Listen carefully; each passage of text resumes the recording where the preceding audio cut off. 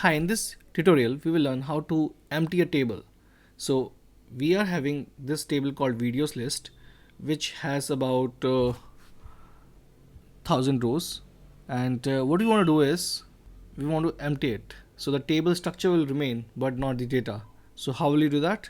For that we have to type the query truncate and then the table name, so which would be youtube.videos list, where YouTube is our database name and videos list is our table name.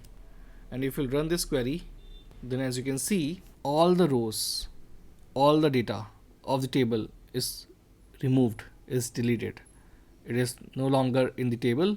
And when we tried to run the select star from the table, it didn't return any result at all because the data is gone.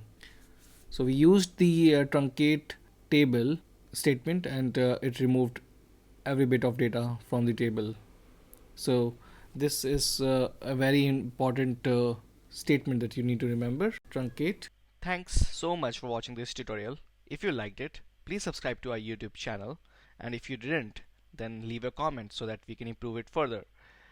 Do watch these suggested tutorials to learn even more, and do let us know what you want to learn on being skilled.